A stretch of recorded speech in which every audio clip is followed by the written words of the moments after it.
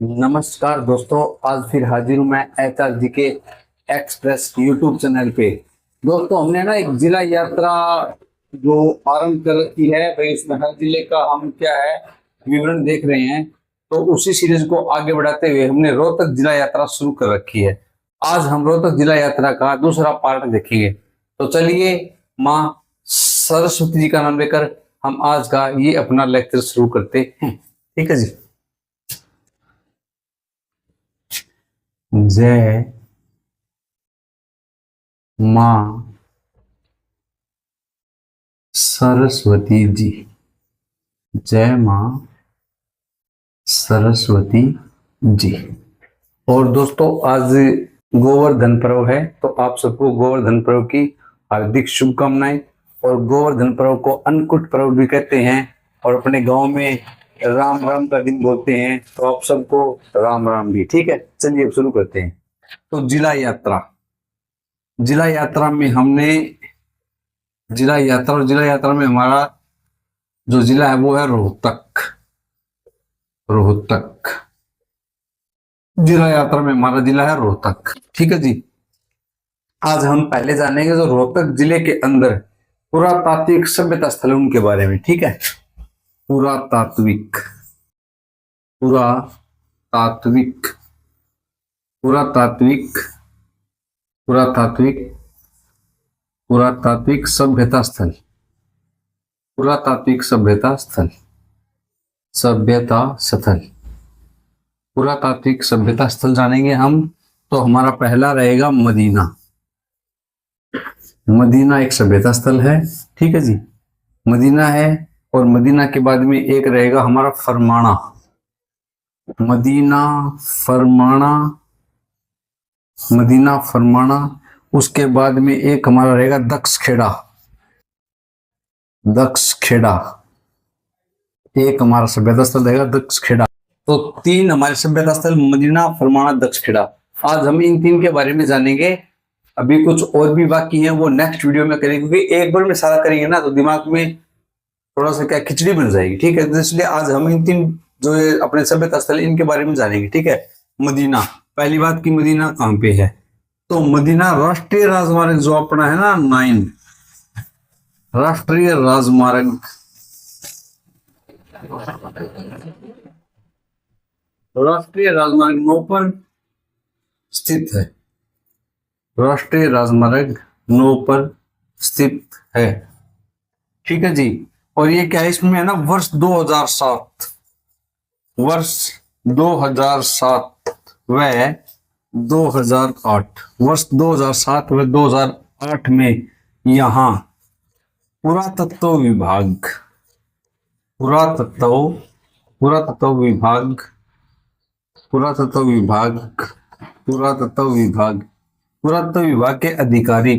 विभाग अधिकारी मनमोहन सिंह जी ने खुदाई करवाई थी।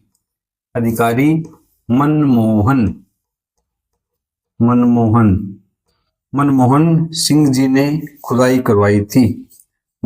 सिंह जी ने खुदाई करवाई थी। खुदाई करवाई थी। ठीक है। मदीना, मोखरा मदीना, क्योंकि साक्षी मलिक जी एक खिलाड़ी है, वो मोखरा गांव से है, तो मोखरा मदीना मतलब पास में गांव है, तो नाम लेते हैं मदीना और मोखरा मदीना। ठीक है, वैसे अलग गांव है। तो राष्ट्रीय राजमार्ग जो दिल्ली से चल करके आता है, फाजिल जाता है ना, उसी पे स्थित है ये गाँव। ठीक है। और 2007-8 में यहाँ पे क्या था, जो पुरातत्व विभाग अपना, उसके एक अधिकारी मनमोहन सिंह ने खुदाई करवाई, पौराणिक हमको जो है कोई साक्ष्य मिले इसके लिए। ठीक है, मदीना के बारे में हमने देखा, अब फरमाना के बारे में देखेंगे। ठीक है।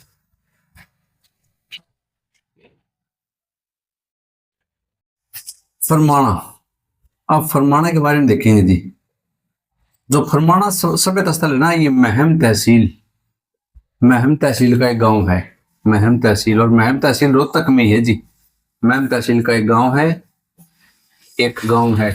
महम तहसील का एक गांव है।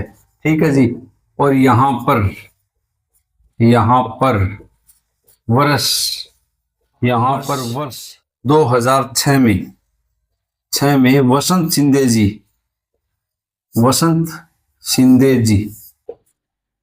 सिंधे जी ने खुदाई करवाई थी। करवाई थी। वसंत शिंदे जी ने खुदाई करवाई थी, खुदाई करवाई थी। ठीक है जी, वसंत शिंदे जी ने खुदाई करवाई थी 2006 के अंदर। ठीक है, और एक खास बात, जो लहसुन था, लहसुन लहसुन बोलते हैं अपनी देसी भाषा में, लहसुन मान लो, लहसुन लहसुन लहसुन, वैसे अपने गांव में लहसुन बोलते हैं ना, लहसुन। अपना अने का तो पुराना, अपना अने के साथ तो बहुत पुरानी मित्रता है। ठीक है, तो मतलब लहसुन है ना, लहसुन की कली के साग से जितनी भी हड़प्पा की साइटें हैं, उनमें से सिर्फ एक ये फरमाना ही ऐसी साइट है जहां से लहसुन की कली के साग से मिले। लहसुन की कली के साग से, लहसुन की कली के साग से मिले हैं, लहसुन की कली के साग से मिले हैं, मिले हैं।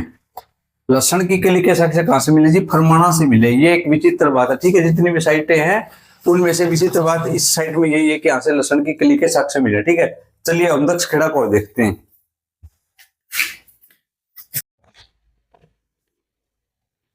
दक्ष खेड़ा,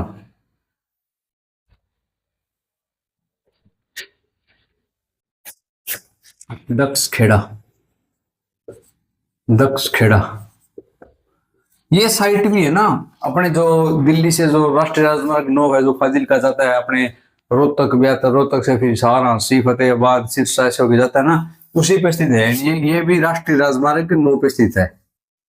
राष्ट्रीय राजमार्ग, राष्ट्रीय राजमार्ग 9 पर अवस्थित है, 9 पर अवस्थित है, 9 पर अवस्थित है, राष्ट्रीय राजमार्ग 9 पर अवस्थित है दक्ष खेड़ा। ठीक है, और यहाँ पे क्या हुआ था, यहाँ पे वर्ष 2009 में, वर्ष 2009, वर्ष 2009 में जापान एक देश है ना, जापान देश, जापान देश जिसे उगते सूर्य का देश कहते हैं, जिसे उगते सूर्य का देश कहते हैं, उगते सूर्य का देश भी कहते हैं, उगते सूर्य का देश भी कहते हैं, उगते सूर्य का देश भी कहते हैं। ये मैंने आपको एक इंटरनेशनल जीके का पॉइंट भी बता दिया है। उगते सूर्य का देश भी कहते हैं। इस देश की मदद से, इस देश की मदद से, इस देश की मदद से, इस देश की मदद से यहां खुदाई करवाई गई थी। ठीक है, इस देश की मदद से,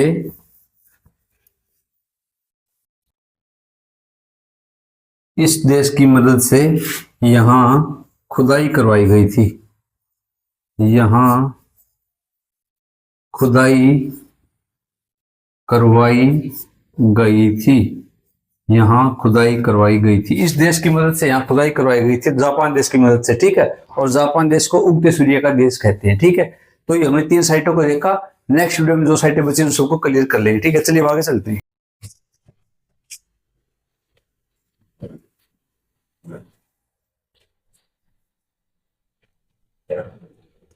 तहसील,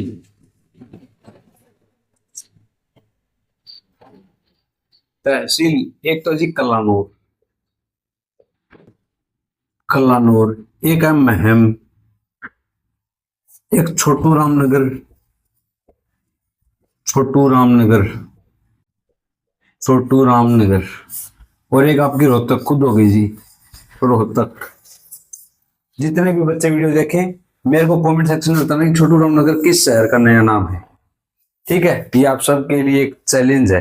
वैसे तो नॉर्मली जो पढ़ता है ऑब्वियसली वो आंसर दे ही देगा, फिर भी ये आपके लिए है जी। ठीक है, बताना मेरे को। फिर इसके बाद में हम देखते हैं जी झील, झील बोल दो, लेक बोल दो। ठीक है, मतलब झील लिख देते हैं, झील। तो 2 झीलें हैं जी, एक तो है तिलियार झील, तिलियार झील, तिलियार झील। इस झील के पास ही, इस झील के पास चिड़ियाघर है, इस झील के पास चिड़ियाघर है, चिड़ियाघर है, इस झील के पास चिड़ियाघर है। ठीक है, इस झील के पास चिड़ियाघर है, तिलियार झील के पास। ठीक है, नेक्स्ट देखते हैं।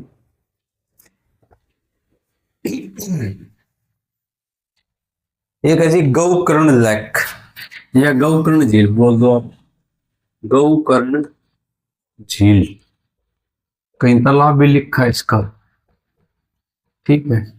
गोकर्ण झील या तालाब, इसके लिए एक विशेष बात ये बताते हैं कि यहाँ पे चौधरी छोटू राम जी, चौधरी छोटू राम जी, चौधरी छोटू राम जी का दाह संस्कार किया गया था। चौधरी छोटू राम जी का दाह संस्कार किया गया था, चौधरी छोटू राम जी का दाह संस्कार किया गया था, ठीक है। ये गोकर्ण झील या तालाब चौधरी छोटू राम जी का दाह संस्कार किया गया था। किसानों के मसीहा चौधरी छोटू राम जी बहुत ही महान व्यक्तित्व के धनी, इनकी भी जीवनी के बारे में हम एक दिन वीडियो बनाएंगे, ठीक है। चलिए आगे चलते हैं। आकाशवाणी केंद्र, आज के समय तो आकाशवाणी अपना प्रचल हो चुका है, क्योंकि आज तो आधुनिकता का दौर इतना है, इंटरनेट आ गया है, तो उस बात को नहीं समझते, लेकिन फिर भी हमारे काके ताऊ दादा जो भी पुराने हैं उनको पता है आकाशवाणी क्या चीज है, ठीक है। तो आकाशवाणी केंद्र, हरियाणा के अंदर 3 आकाशवाणी केंद्र थे, लेकिन अब 2023 में भिवानी के अंदर एक आकाशवाणी केंद्र और लगाए तो 4 हो गए। लेकिन क्वेश्चन ये बनते हैं कि सबसे पुराना कौन सा, तो सबसे पुराना जो आकाशवाणी केंद्र है वो रोहतक केंद्र है, ठीक है। वर्ष 1976, वर्ष 1976 में 8 मई को, वर्ष 1977 में 8 मई को रोहतक में आकाशवाणी केंद्र की स्थापना की गई। में आकाशवाणी केंद्र की स्थापना की गई। रोहतक में 1976 में 8 मई को आकाशवाणी केंद्र की स्थापना की गई, ठीक है। आकाशवाणी केंद्र की स्थापना वर्ष 1976 8 मई को रोहतक में की गई थी, ठीक है। चलिए आगे देखते हैं। इसके बारे में एक तथ्य और बताते हैं कि ये जो आकाशवाणी केंद्र है ना, इसकी फ्रीक्वेंसी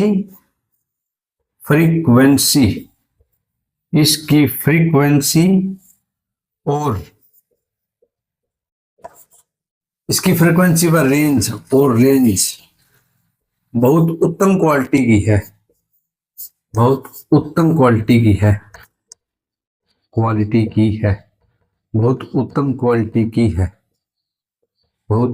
क्वालिटी की है। और अब तो जो ये रेडियो आकाशवाणी है ना रोहतक का, इसको क्या नेट पे भी डाल दिया है, मतलब जो एक माई इंडिया ऐसे करके कुछ रेडियो स्टेशन की ऐप आती है, उसके अंदर आपको रोहतक आकाशवाणी केंद्र भी मिल जाएगा, ठीक है। चलिए आगे देखते हैं।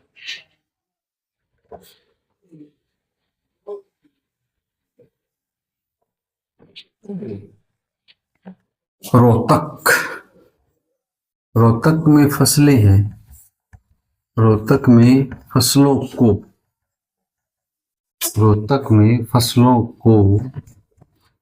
पश्चिम यमुना नहर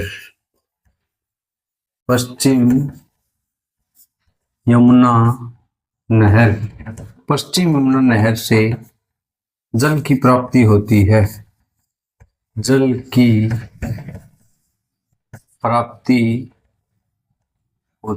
पश्चिम यमुना नहर से जल की प्राप्ति होती है।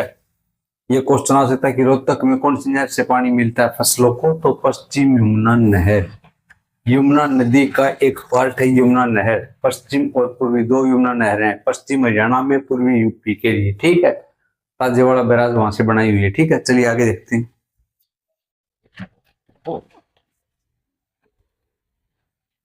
कुछ राष्ट्रीय राजमार्ग हैं, उनके बारे में देखते हैं। एक तो जी अपना है दिल्ली से फाजिलका।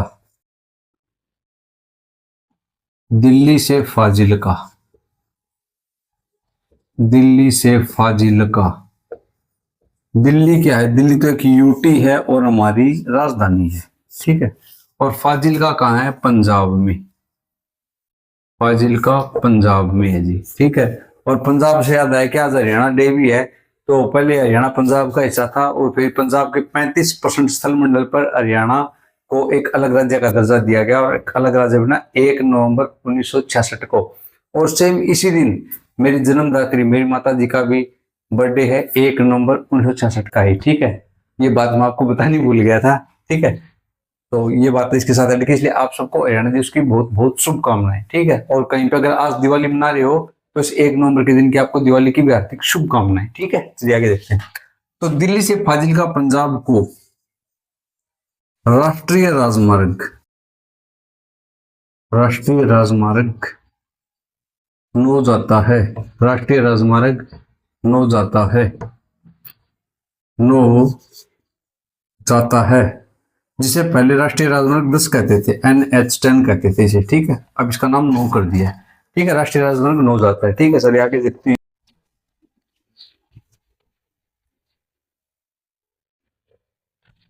एक है जी नरवाना, जिला जींद में, जिला जींद में,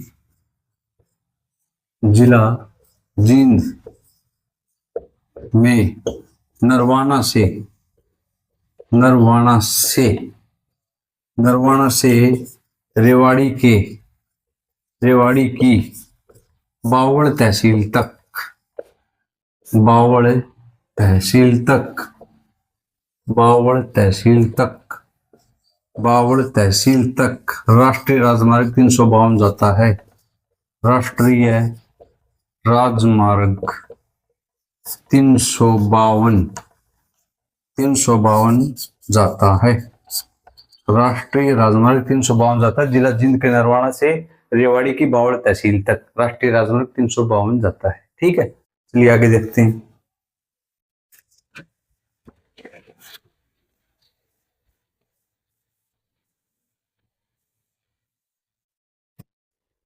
एक रोहतक से राष्ट्रीय राजमार्ग अपना क्या है, NH 709 भी गुजरता है, 709 भी गुजरता है, 709 भी गुजरता है, NH 709 गुजरता है। और एक दूसरी बात, रोहतक के अंदर जलेबी चौक है जी, एक जलेबी चौक, जलेबी चौक, रोहतक के अंदर जलेबी चौक है, ये भी फेमस है, ये फेमस चौक है, ये फेमस चौक है, फेमस चौक। पर्यटन स्थल, पर्यटन स्थल, भाई कभी कभार तो फ्री होते तो दिल भी करता चलो आज घूम के देख लेते, तो कुछ ऐसे स्थल भी होने चाहिए ना, दर्शनीय स्थल जिनको देखें घूम के ना। तो एक तो जी आपका मिलेगा आपको तिलियार झील, अभी जिक्र किया था हमने, तिलियार झील, ये चिड़ियाघर है, तिलियार झील, तिलियार झील। एक है जी जानी चोर की बावड़ी, जानी चोर की बावड़ी, जानी चोर की बावड़ी, जो जानी चोर की बावड़ी है ना जी, ये महम तहसील के अंदर है, जानी चोर की बावड़ी महम तहसील, महम तहसील, जानी चोर की बावड़ी महम तहसील। और एक खास बात, जानी चोर की बावड़ी को स्वर्ग का झरना भी कहते हैं, जानी चोर की बावड़ी को स्वर्ग का झरना कहते हैं, स्वर्ग का झरना भी कहते हैं, स्वर्ग का झरना भी कहते हैं, स्वर्ग का झरना भी कहते हैं, स्वर्ग का झरना भी कहते हैं जानी चोर की बावड़ी को। और महम तहसील के अंदर स्थित है, तिलियार झील है वो रोहतक के अंदर ही है, ठीक है। चलिए आगे देखते हैं।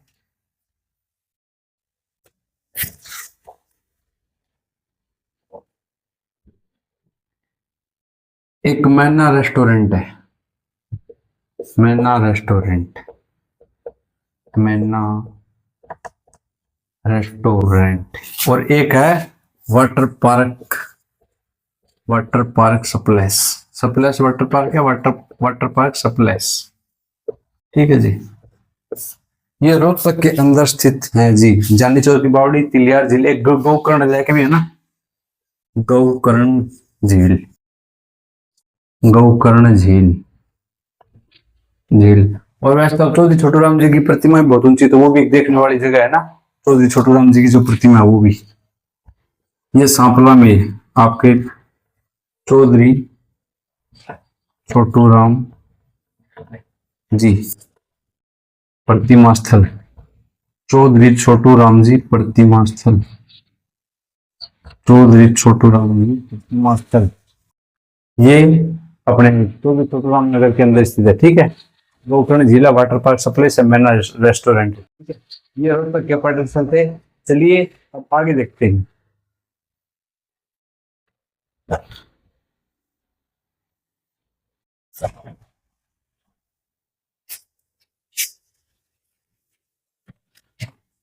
और वर्ष 1888 में, वर्ष 1888 में 1888 में कांग्रेस की स्थापना 1885 में हुई थी। ठीक है, तो वर्ष 1888 में कांग्रेस सभा की हरियाणा की तरफ से पहली मीटिंग हरियाणा के रोहतक में हुई थी। ठीक है, तो वर्ष 1888 में रोहतक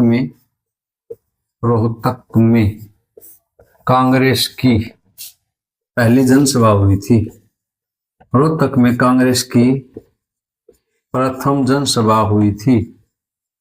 प्रथम जनसभा हुई थी।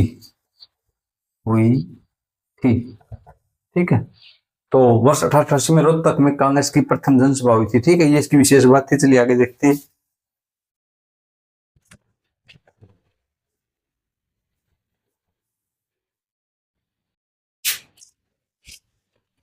खिलाड़ी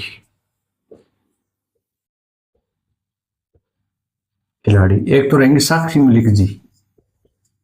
साक्षी मलिक जी रहेंगे। एक सुमित मलिक जी।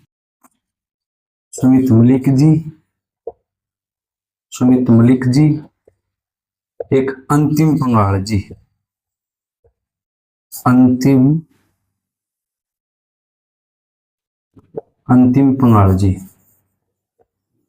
अंतिम पंगाल जी। ठीक है, तो 3 खिलाड़ी है, साक्षी मलिक जी, सुमित मलिक जी और अंतिम पंगाल जी। अब इनका थोड़ा सा विश्लेषण कर लेते हैं। ठीक है, तो सबसे पहले साक्षी मलिक जी को देखते हैं। इनका गांव है जी मोखरा गांव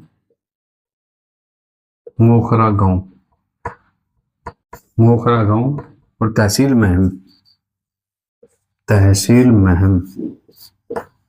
तहसील महम और गांव इनका NH9 पर स्थित है। NH9 पर स्थित है। ठीक है, और इनके गांव के पास ये हड़प्पा सभ्यता स्थल है मदीना। ठीक है, ऐसा क्वेश्चन उठ सकता है शायद, क्योंकि आगे कॉम्पिटिटिव का दायरा बढ़ेगा जी, बच्चे बढ़ेंगे तो दायरा बढ़ेगा, ऑब्वियसली बात है। तो ठीक है, चलिए आगे देखते हैं इसके बारे में। इन्होंने क्या है, इनको प्रशिक्षण किसने दिया था? इनके प्रशिक्षक ईश्वर सिंह जी हैं। इनके प्रशिक्षक ईश्वर सिंह जी हैं।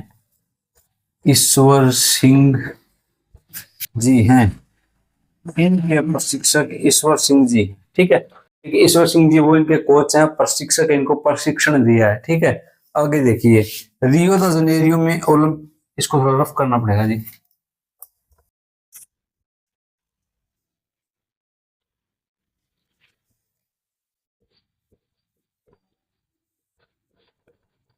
साक्षी मलिक जी देखिए, Rio de Janeiro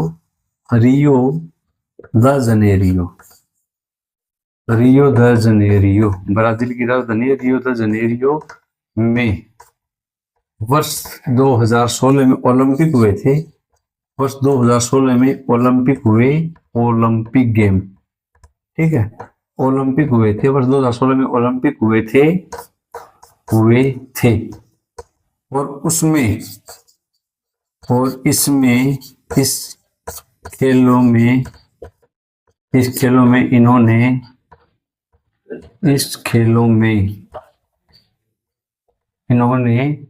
bronze medal जीता था। ब्रॉन्ज मेडल प्राप्त किया था।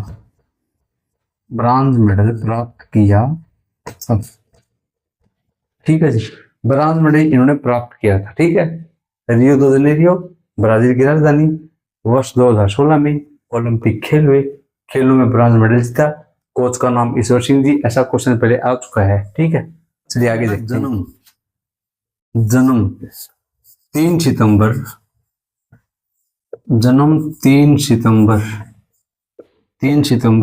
वर्ष 1992 को हुआ था। ये क्वेश्चन तो आ चुका है एग्जाम में कई बार, मैंने खुद ने भी कॉम्पिटिटिव एग्जाम में क्वेश्चन देखा है। तो 30 सितंबर वर्ष 1992 को इनका जन्म हुआ था। साक्षी मलिक जी का गांव मोखरा, मोखरा के नजदीक हड़प्पा सभ्यता स्थल मदीना है, महम तहसील में आता है, NH9 पर स्थित है। ठीक है।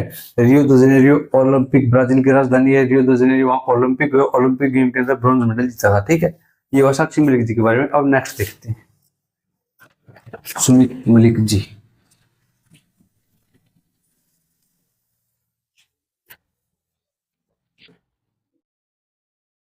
सुमित मलिक,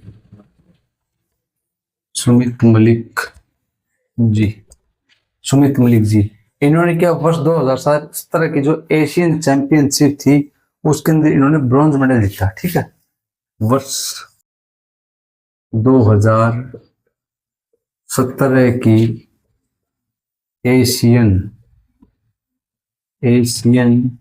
चैंपियन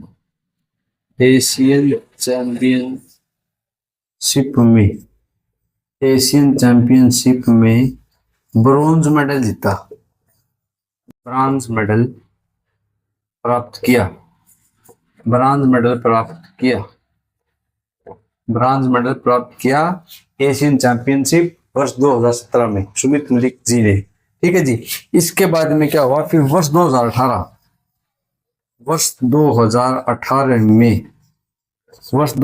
में राष्ट्रमंडल खेलों में वर्ष 2018 में राष्ट्रमंडल खेलों में इन्होंने स्वर्ण पदक जीता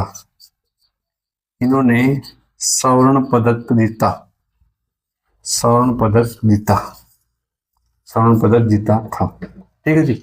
सुमित मलिक जी हैं। वर्ष 2017 में एशियन चैंपियनशिप के अंदर ब्रॉन्ज मेडल, वर्ष 2018 में राष्ट्रमंडल खेलों में गोल्ड मेडल, स्वर्ण पदक प्राप्त किया। तो दोस्तों इतनी हमारी चर्चा होने के बाद आज का ये वीडियो यही समाप्त होता है। आपको वीडियो कैसा लगा कमेंट सेक्शन में बताएं। अगर आप चैनल पे नए हैं तो चैनल को सब्सक्राइब करें, लाइक करें, शेयर करें, दोस्तों के साथ वीडियो को साझा कीजिए और आप सबके अग्रिम भविष्य के लिए बहुत बहुत शुभकामनाएं। भगवान आपको जल्द से जल्द आपकी जो एक मंजिल है वो आपको दिलाए। ठीक है, चलिए इन्हीं शुभकामनाओं के साथ आप सबको जय हिंद, जय भारत, शुभ रात्रि।